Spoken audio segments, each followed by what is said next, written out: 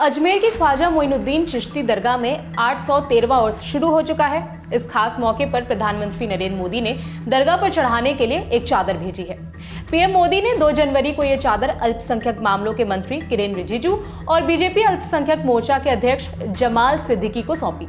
इस बारे में खुद किरेन रिजिजू ने सोशल मीडिया प्लेटफॉर्म एक्स पर जानकारी दी। उन्होंने लिखा, प्रधानमंत्री नरेंद्र मोदी ने ख्वाजा मोइनुद्दीन चिश्ती के उर्स पर अजमेर शरीफ दरगाह पर उनकी ओर से चढ़ाई जाने वाली चादर पेश की। ये भाव भारत की समृद्ध आध्यात्मिक विरासत, सद्भाव और करुणा के स्थायी संदेश के प्रति उनके गहरे सम्मान को दर्शाता है। इस ट्वीट को रीट्वीट करते हुए पीएम मोदी ने लोगों को बधाई देते हुए लिखा, ख्वाजा मोइनुद्दीन चिश्ती के उर्स पर अभिवादन। ये अवसर सभी के जीवन में खुशहाली और शांति लाए। इस बारे में मंत्री किरेन रिजिजू ने मीडिया से बात करते हुए कहा कि हम प्रधानमंत्री के मोहब्बत का पैगाम लेकर जा रहे हैं। आदरणीय प्रधानमंत्री जी का जो चादर है अजमेर दरगाह शरीफ में जाने का है, उसको हम लोग यहाँ निजामुद्दीन से होते हुए ले जा रहे हैं।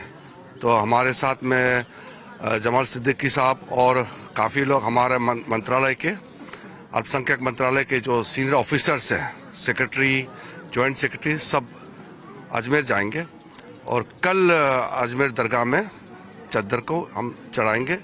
तो ये दुआ लेकर के प्रधानमंत्री जी का जो संदेश है, मोहब्बत का, भाईचारा का संदेश लेकर के हम जा रहे हैं।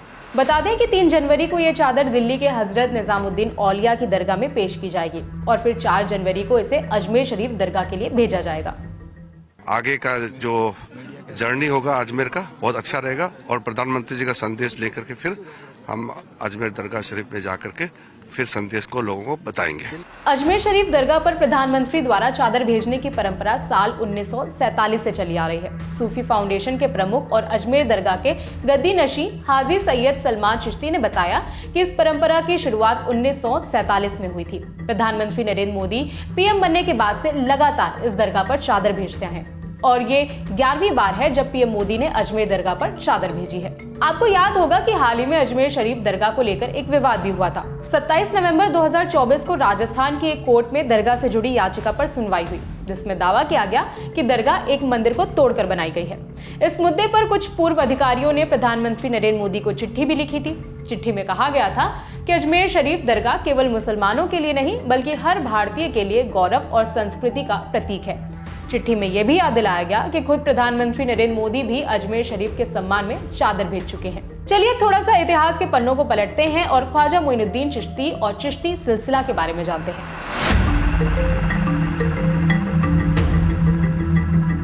अजमेर शरीफ दरगाह भारत की सबसे प्रसिद्ध सूफी दरगाहों में से एक है, जहां हर साल लाखों लोग अपनी आस्था लेकर पहुंचते हैं। खास तौर पर उर्स के दौरान ये पवित्र स्थल और भी ज्यादा रोशन हो उठता है। उर्स उत्सव महान सूफी संत ख्वाजा मोइनुद्दीन चिश्ती की पुण्यतिथि पर आयोजित किया जाता है।